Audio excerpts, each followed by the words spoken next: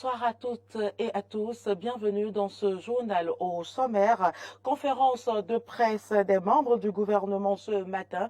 Objectif, justifier la position du Bénin par rapport aux sanctions de la CEDEAO contre la junte militaire au pouvoir au Niger. Au Nigeria, les syndicats manifestent contre le coût élevé de la vie. Une grève nationale décrétée visant à contester la suppression de la subvention sur l'essence et à réclamer un nouveau salaire minimum. Et puis le conflit a repris dans la nuit du mercredi au jeudi entre les groupes islamiques et les combattants du Fatah au camp des réfugiés dans le sud du Liban.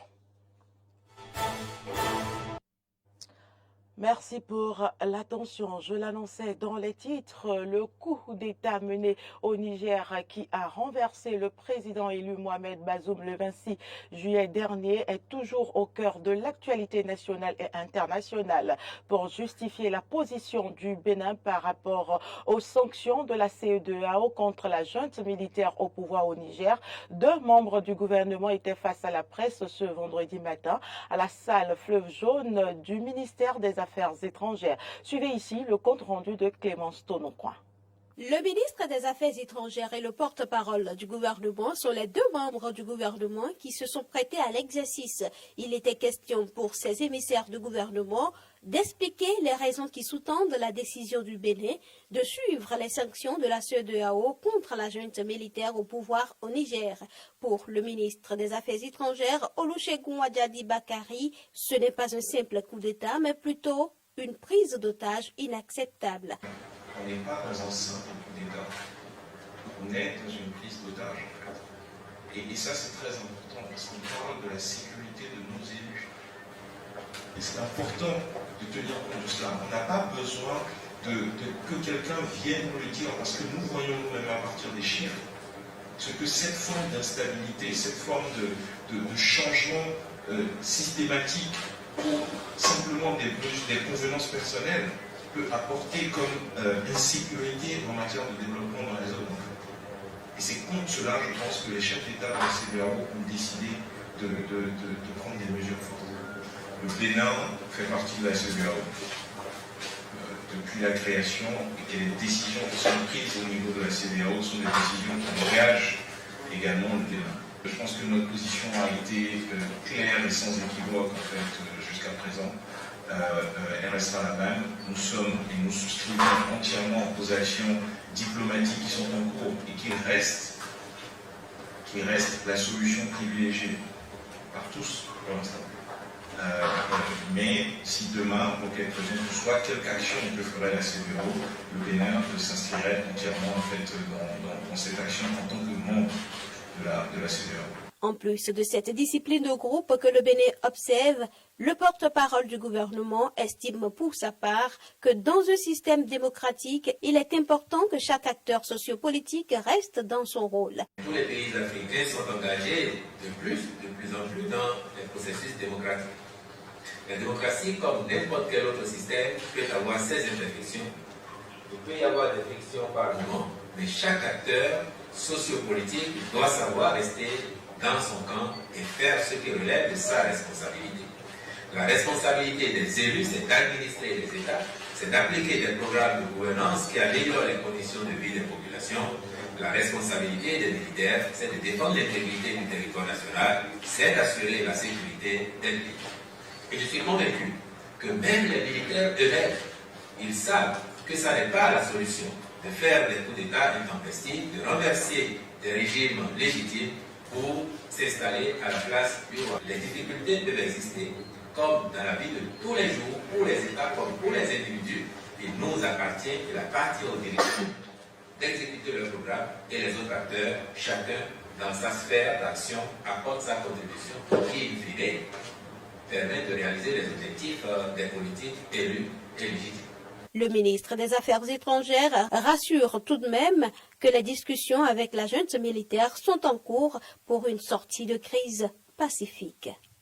Et puis dans le même registre, la situation politique actuelle au Niger et les sanctions de la CEDEAO n'ont apparemment aucun impact sur les travaux de construction du pipeline Bénin-Niger. Le directeur adjoint du cabinet du ministre de l'Énergie et des Mines, Alassane Koura, l'a souligné lors d'un entretien avec la presse hier. À l'en croire, la situation politique actuelle n'a rien à voir avec l'exécution du projet. À l'heure actuelle, les travaux progresse au Niger et au Bénin, a-t-il ajouté, évoquant un hypothétique retard. Selon le directeur adjoint du cabinet, dans les circonstances normales, d'ici octobre ou début novembre, les premières gouttes, les tests initiaux devraient avoir été effectués. Ces propos sont soutenus par le porte-parole du gouvernement. Les fermetures des frontières imposées par les États de la sous-région, selon Wilfried Léandre Ngwedji,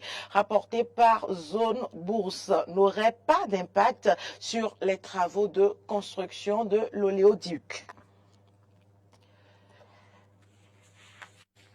Le peuple ivoirien pleure depuis mardi la mort de leur ancien président Henri Konan Bédié. J'y arrive, leader du Parti démocratique de la Côte d'Ivoire. Il était depuis un demi-siècle l'une des figures les plus emblématiques de la vie politique ivoirienne. Loin de leur pays, les Ivoiriens résidant au Bénin ont accueilli la nouvelle avec grande tristesse. On a reçu l'information. Et vraiment, ça a été une nouvelle très triste pour nous d'apprendre que notre deuxième président de la République de Côte d'Ivoire s'en est allé vers le Père. Donc ça a été une nouvelle très très triste pour nous. Le souvenir que je retiens sont les 12 chantiers de l'éléphant d'Afrique. Vraiment, quand il a prôné cela, ça nous a fait chaud parce qu'on s'est dit que avec ce projet-là, la Côte d'Ivoire allait aller de l'avant. N'eût été ce qui s'est passé, que tout le monde connaît. Bon, le projet n'a pas abouti. Alors, je pense que ce fut un grand homme pour notre pays. Il a beaucoup fait et je pense qu'on doit lui rendre beaucoup d'hommages. Et Dieu saura lui garder une place auprès de lui là-bas. Dans d'autres pays, ça aurait été peut-être 1 ou 2 jours, 3 jours. S'il a préféré donner 10 jours, il a ses raisons. Je pense que pour moi, c'est une très bonne chose. On fera cet hommage-là à notre deuxième président. Et puis bon, la vie continue. Vraiment, ça me fait mal. Ça me fait mal. Sa disparition, vraiment, ça nous fait mal, sincèrement. Donc, comme tout, on ne peut rien faire contre la volonté de Dieu. Sinon, la mort de Bédié, je pense que pour moi, de ma part, pas aujourd'hui, quoi. Ce que je peux dire, c'est un grand politicien de PDCI. C'est ce que je peux dire. Vraiment, nous, nos parents étaient un PDCI autres là, donc nous autres aujourd'hui, moi, personnellement, je vis que de PDCI. Voilà, donc sa mort m'a touché et puis, bon voilà. Donc il était bien avec nous, il était bien. Vraiment la mort de Bédié, vraiment, c'est pas ce qu'il faut dire. Vraiment, hier là, vraiment, j'étais vraiment beaucoup triste. La mort de Bédié, vraiment, ça m'a rendu triste. Je ne sais pas ce qu'il faut dire, vraiment. Ça m'a rendu un peu malade. C'est quand je vais arriver en Côte d'Ivoire, je vais voir vraiment si mon papa est vraiment mort. Donc pour le moment, là, je ne crois pas. Il a beaucoup fait pour la nation, pour les Ivoiriens. Il a beaucoup fait. Dans son village, à Yamsoko, en tout cas, il a beaucoup fait pour nous aussi. PLM de l'illustre disparu. Actualité en dehors du Bénin, la situation politique au Niger reste tendue alors que la CEDEAO annonce des sanctions. Plusieurs pays voisins appellent au boycott de ces sanctions.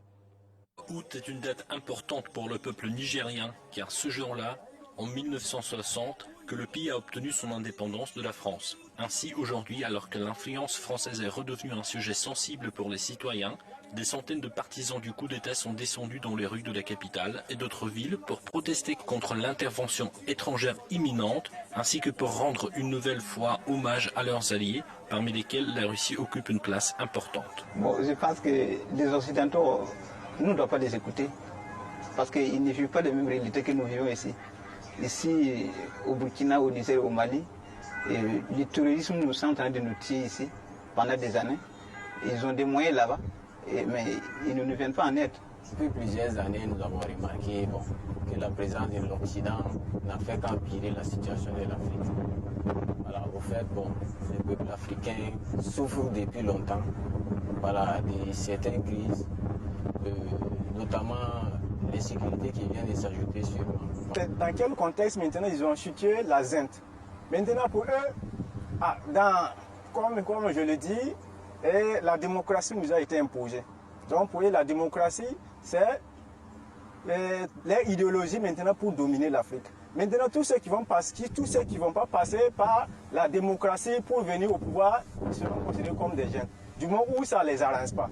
Donc maintenant, la démocratie nous a été imposée. Nous, on ne connaissait pas la démocratie. Ils sont venus nous imposer la démocratie pour pouvoir bien nous dominer. Entre-temps, la question de l'intervention militaire de la CEDEAO continue d'être un sujet de discussion essentiel pour les hommes politiques africains. Les pays de la région sont divisés en deux camps, ceux qui soutiennent le coup d'État et ceux qui exigent le rétablissement du statu quo. Parmi les membres du premier camp, on trouve le Sénégal, dont la ministre des Affaires étrangères a déclaré qu'elle engagerait des troupes au Niger en cas de décision similaire de la CEDEAO. La CEDEAO a pensé que maintenant il faut y mettre fin. Maintenant, oui, pour répondre définitivement à la question, les militaires sénégalais, pour toutes ces raisons, vont y aller. Au moment où je vous parle, les états-majors des États membres de CEDEAO sont en train de se réunir et de voir maintenant quel va être le modus operandi une fois que la décision politique elle a été prise au plus haut niveau et au niveau communautaire. Le dirigeant actuel du Niger, Abdurrahman Tiani, a, quant à lui, condamné toute tentative d'intervention étrangère, ajoutant qu'une intervention militaire dans les affaires du Niger aurait lieu dans les semaines à venir. Une intervention militaire viendra dans les semaines à venir donner le coup de grâce au régime du Conseil national pour la sauvegarde de la patrie. Comme vous pouvez le constater, nulle part dans cette attitude méprisante et belliqueuse, les dirigeants de la CEDEAO et de l'UEMOA n'ont pris en compte la souveraineté de notre... Les organisations internationales ne sont pas restées indifférentes non plus. Le 2 août, la Banque mondiale a publié un communiqué annonçant la cessation de pratiquement toutes les opérations liées au Niger. Nous sommes inquiets devant les efforts pour renverser le gouvernement nigérien démocratiquement élu. En réponse, la Banque mondiale a suspendu les déboursements pour toutes ces opérations jusqu'à nouvel ordre, à l'exception des partenariats dans le secteur privé qui se poursuivront avec prudence. Le Niger va-t-il suivre la voie d'autres pays africains ayant connu un coup d'État? Les événements des prochains jours vont clarifier la situation. L'ultimatum de la CEDEAO expirant dans quelques jours. À Abuja, des dizaines de manifestants ont pénétré de force dans les locaux de l'Assemblée nationale du Nigeria. Les détails. Ils ont brisé les portes de l'Assemblée nationale avant ensuite de s'introduire dans l'édifice. En agissant de la sorte, ils cherchent à exprimer leur mécontentement contre la fin des subventions sur les produits pétroliers décrétées par le président Bola Tinubu et entrée en vigueur il y a maintenant un mois. Une mesure qui a provoqué une forte hausse des prix du carburant, mais aussi des denrées alimentaires et autres produits de base. En milieu de journée, le principal whip du Sénat, Ali Ndoumé, s'est adressé à la foule.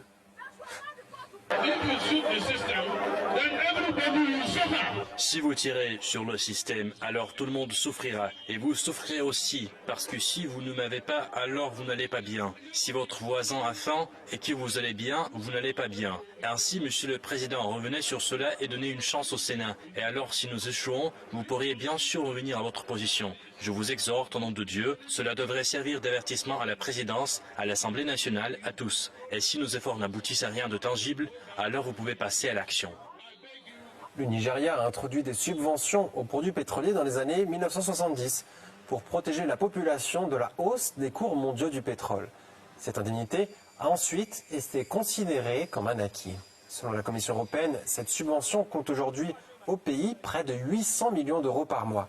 Les gouvernements successifs ont cherché à supprimer ce subside au fil des ans, les coûts croissants devenant un fardeau de plus en plus lourd à porter pour les finances publiques.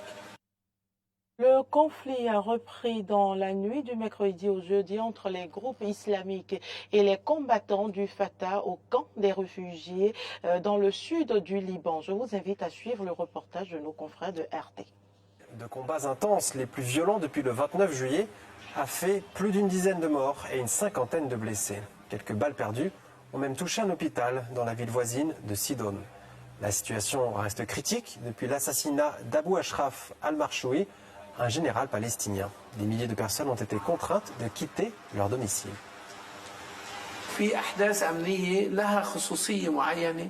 Les événements liés à la sécurité sont spécifiques et ne sont pas aléatoires, comme par exemple les affrontements qui se sont produits dans le camp de réfugiés. Un objectif concret a été fixé dans le contexte de la situation actuelle au Liban, en Palestine et dans les pays arabes. Je voudrais dire que nous devrions accorder une attention particulière à la question palestinienne et à la question de la sécurité nationale au Liban. Des signes de chaos sont de plus en plus perceptibles dans la réalité libanaise. Sans solution rapide, intelligente et raisonnable face à ces questions, la situation s'empirera. Nous ne voulons pas que la sécurité se détériore ou disparaisse. C'est tout pour cette édition. Merci pour l'attention. À très bientôt.